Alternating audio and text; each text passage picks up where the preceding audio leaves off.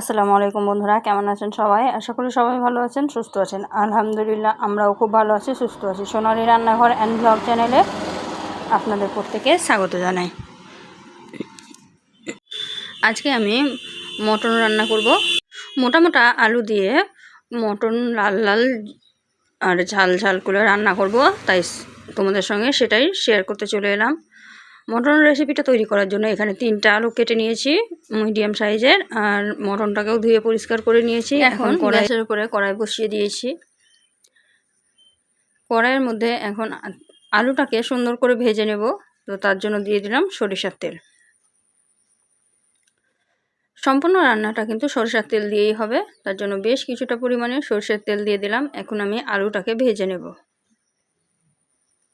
আলুটাকে সুন্দর করে ভেজে নিয়ে তারপরে মাংসটা রান্না করলে খেতেও সুন্দর লাগে, আর দেখতে তো সুন্দর লাগেই। যে কোনো জিনিস দেখবেন, দেখতে যদি সুন্দর না হয় তাহলে কিন্তু খেতে ভালো লাগে না। তাই আগে সুন্দর করে দেখতে হবে, তারপরেই কিন্তু খেতেও সুন্দর হয়। তো দেখতেই পাচ্ছেন, ভালোভাবে নাড়াচাড়া করে আলুটাকে কিন্তু সুন্দর করে ভেজে নিচ্ছে। একদম লাল লাল করে আলুটাকে ভেজে তুলে নেব। আলুটার কালার অনেকটা চেঞ্জ হয়ে গেছে, আলুটা অনেক সুন্দরভাবে ভাজা ভাজা হয়ে গেছে এক সাইড। তাই আর এক সাইড উল্টিয়ে পাল্টিয়ে দিচ্ছি, যাতে ভালো করে সব সাইড সমানভাবে ভাজা ভাজা হয়ে যায়। দেখুন, আলুটা ভালোভাবে কিন্তু আমার ভালোভাবে ভাজা ভাজা হয়ে গেল, কালারটা চেঞ্জ হয়ে গেছে। দেখেই বুঝতে পারছেন যে আলুটা সুন্দরভাবে ভাজা হয়ে গেছে। আলুটা যেহেতু ভাজা হয়ে গেছে, তাই এখন আমি আলুটাকে কিন্তু তুলে একটা বাটির মধ্যে নিয়ে নিব। সব সাইড আলুটার ভাজা কমপ্লিট হয়ে গেল।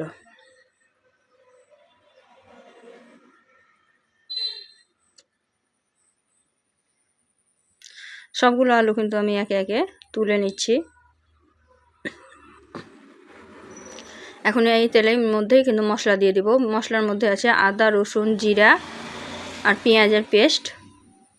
আমি এভাবে পেস্ট করে রান্না করি, তাতে খুব সহজেই রান্নাটা হয়ে যায় আর খুব তাড়াতাড়ি হয়, আর খেতেও কিন্তু খুব ভালো লাগে, গ্রেভিটা সুন্দর হয়। তো সব পেস্ট একসঙ্গে দিয়ে ভালোভাবে মিক্সড করে নিলাম। মিক্সড করে এখন এর মধ্যে দিয়ে দিলাম তেজপাতা।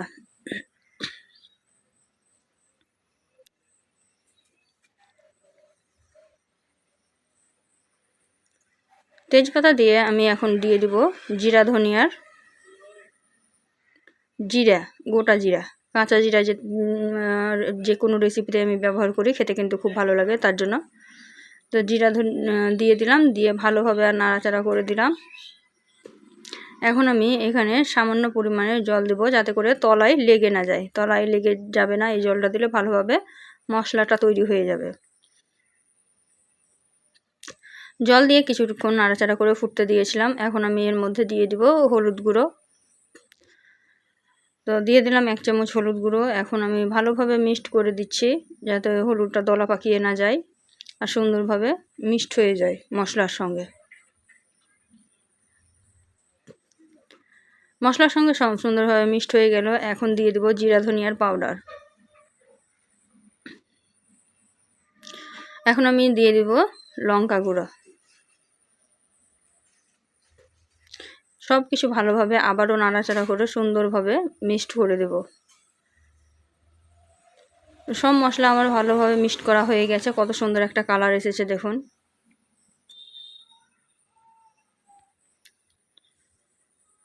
মশলাটা কিন্তু সুন্দরভাবে কষিয়ে নিয়ে নেব যতক্ষণ না তেল ছেড়ে যায়। তো দেখতেই পাচ্ছেন সুন্দরভাবে তেল ছেড়ে গেছে আর ভালোভাবে মশলাটা কষানো হয়ে গেছে। এখন আমি আরেকটু জল দিয়ে দিব, যাতে তলায় মশলাটা লেগে না যায়। জলটা দিলে কিন্তু তলায় যদি সামান্য মশলা লেগে থাকে, তাহলে কিন্তু মশলাটা ছেড়ে যায়।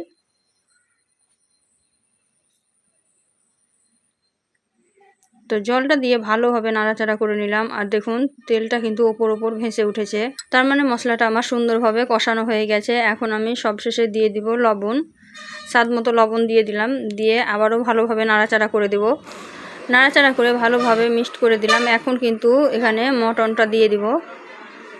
তো খাসির মাংসটা কিন্তু আগে ধুয়ে পরিষ্কার করে রেখেছিলাম, আর এখন খাসির মাংসটা আমি দিয়ে দিলাম। দিয়ে ভালোভাবে একটু কষিয়ে নেব। মাংসটা দিয়ে ভালোভাবে নাড়াচাড়া করে মিক্সড করে দিলাম। এখন আমি এটাকে ঢাকা দিয়ে কিছুক্ষণের জন্য রেখে দেব।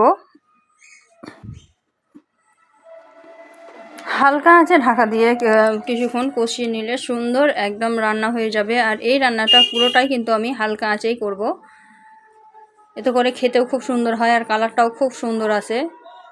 তো দেখতেই পাচ্ছেন ভালোভাবে কিন্তু আমি মাংসটা সুন্দরভাবে নাড়াচাড়া করে মিক্সড করে নিচ্ছি। এখন আমি আবারও ঢাকা দিয়ে দিচ্ছি। দেখতে পাচ্ছেন ঢাকা দিয়ে দিলাম, কিছুক্ষণ পর তুলে দেখাচ্ছি, দেখুন কতটা জল ছেড়েছে। এইভাবে ঢাকা দিয়ে দিয়ে রান্না করলে কিন্তু জলের পরিমাণ খুব বেশি লাগে না, সুন্দরভাবে কষানো হয়ে যায়। তো এটা যেহেতু আমি ঢাকা দিয়ে রেখেছিলাম তাই সুন্দরভাবে জল ছেড়ে দিয়েছে। আর আমি ভালোভাবে নাড়াচাড়া করে দিচ্ছি। দেখুন গ্রেভিটা কত সুন্দর হয়েছে, দেখুন ভালোভাবে নাড়াচাড়া করে দিলাম। নাড়াচাড়া করে দিয়ে এখন আমি আবারও একটু নাড়াচাড়া করে দিচ্ছি যাতে তলায় লেগে না যায়।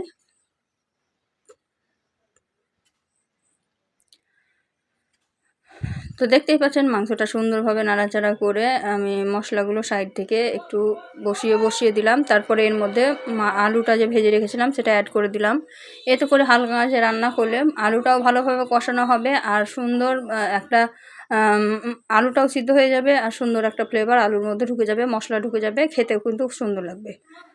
তো আমি আবারও নাড়াচাড়া করে এটাকে ঢাকা দিয়ে কিছুক্ষণের জন্য রেখে দেব।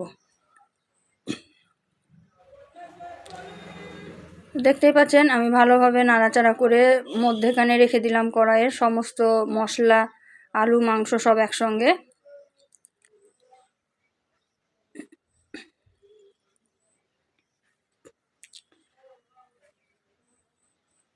এখন আমি এটাকে হালকা আঁচে ঢাকা দিয়ে কিছুক্ষণের জন্য হতে দেব।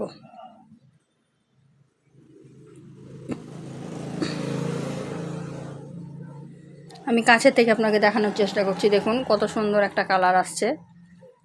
তো ঢাকা দিয়ে বেশ কিছুক্ষণ রেখেছিলাম, তার মধ্যে দেখুন কত সুন্দর একদম সমস্ত মশলা মাংস আলুর গায়ে লেগে গেছে আর তেল ছেড়ে দিয়েছে। মানে মাংসটা খুব সুন্দরভাবে কষানো হয়ে গেছে, আলুটাও খুব সুন্দরভাবে কষানো হয়ে গেছে। এখন আমি এর মধ্যে অ্যাড করব জল। আপনারা চাইলে গরম জল অ্যাড করতে পারেন, গরম জল অ্যাড করলে কিন্তু স্বাদটা দ্বিগুণ বেড়ে যায়, খুব টেস্ট হয়। আমি কাঁচা জলই ব্যবহার করেছি, আমি যেটা ব্যবহার করি সেটাই কিন্তু বলি। তো এই তো দেখতেই পাচ্ছেন কত সুন্দরভাবে কষানো হয়ে গেছে। এখন আমি জল দিয়ে দিব। আর যেসব বন্ধুরা আমার ভিডিওগুলো দেখো কন্টিনিউ তারা বুঝতে পারবে যে এটা কিন্তু আমার মোবাইল, মানে যে মোবাইলে আমি ভিডিও করি সেই মোবাইলটা না, সেই মোবাইলটা আমার কিছুদিনের জন্য বাইরে আসে, একটু খারাপ আসে, তার জন্য অন্য ভিডিও থেকে মানে মোবাইল থেকে ভিডিও করতে হচ্ছে, তার জন্য কালারটা অত সুন্দর আসে না। রিয়েলি কালার কিন্তু খুব সুন্দর আসে, কিন্তু এই মোবাইলের ক্যামেরাটা অতটা ভালো নয়, তার জন্য কিন্তু এরকম আসে। কিন্তু ভিডিও তো দিতে হবে, কিছু করার নেই, তাই এভাবেই চালাচ্ছি। আর যেহেতু আমার নেটের সমস্যা হচ্ছে এই মোবাইলে, এটা 5G নয়, তার জন্য নেটেরও সমস্যা হচ্ছে, তাই আমি সবার পাশেও থাকতে পারছি না, তার জন্য খুবই দুঃখিত। তো কিছু করার নেই, যখন আমার ওই মোবাইলটা আসবে তখন আমি কন্টিনিউ তোমাদের ভিডিও দেখব, তোমাদের পাশে থাকব। তাই যতদিন মোবাইলটা আসে দিনই ততদিন সবাই একটু আমার পাশে থেকো। তো দেখতেই পাচ্ছ আমি এটাকে ঢাকা দিয়ে সিদ্ধ হতে দিয়েছিলাম, দেখো কত সুন্দর একটা কালার এসেছে। আর আলু আর মাংস দুটোই কিন্তু খুব সুন্দরভাবে সিদ্ধ হয়ে গেছে আর তেলটা উপরে ভেসে এসেছে। আর খাসির মাংস এরকম আমি একটু লাল লাল ঝাল ঝাল ঝোল টাইপেরই করব, খুব একদম মাখো মাখো করব না। তবুও আমি একটু ঢাকা দিয়ে রাখলাম আর একটু সামান্য একটু ঢাকা দিয়ে রেখেছিলাম, তার মধ্যে দেখুন জলটা একটু টেনে নিয়েছে আর মাংসটা অসাধারণ হয়েছে রান্না। এখন আমি গ্যাসের আঁচটা কিন্তু বন্ধ করে দেবো। বন্ধ করে দিয়ে আমি তোমাদেরকে দেখাচ্ছি যে কালারটা কত সুন্দর হয়েছে আর মাংসটা কত সুন্দর সিদ্ধ হয়েছে আর আলুটাও কিন্তু খুব সুন্দরভাবে সিদ্ধ হয়ে গেছে। এইভাবে কিন্তু খুব সহজেই ঝটপট রান্না হয়ে যায়, খেতেও কিন্তু দুর্দান্ত লাগে, কোনো ঝামেলা ছাড়াই রান্নাটা হয়ে যায়। তো যারা খাসির মাংস খেতে পছন্দ করো না, যাদের অনেকেই বলে কিন্তু খাসির মাংসে একটা বাজে গন্ধ আসে, কিন্তু এভাবে রান্না করলে কিন্তু কোনো রকমের কোনো গন্ধ আসবে না, সুন্দরই লাগবে খেতে। তো এই তো আজকে রান্না কমপ্লিট হয়ে গেল, গ্যাসের আঁচটা বন্ধ করে দিলাম। তো বন্ধুরা ভিডিওটা কেমন লাগলো অবশ্যই কমেন্টে জানিও, যদি ভালো লেগে থাকে অবশ্যই লাইক শেয়ার কমেন্ট করে দিও। আর এই তো আজকের রেসিপির ফাইনাল লুক, কেমন লাগলো তোমরা একটু কমেন্টে জানাও। তো এটা নামিয়ে দিয়েছি আর এটা এখনও গরম আছে, কত সুন্দরভাবে চড় পড়ে গেছে দেখুন, কালারটা কত সুন্দর এসেছে। এই মোবাইলে তো অতটা সুন্দরভাবে বোঝা যায় না, কিন্তু কালারটা সত্যিই খুব সুন্দর এসেছে আর খুব সুন্দর হয়েছিল রান্নাটা। তো আপনাদেরকে রিকোয়েস্ট করবো একবার হলেও এভাবে রান্না করবেন, আর যদি ভালো লেগে থাকে অবশ্যই লাইক শেয়ার কমেন্ট করে দিবেন। আজকে ভিডিওটা এই পর্যন্ত, এর থেকে বেশি বড় করব না। তো সবাই ভালো থাকবেন, সুস্থ থাকবেন, আর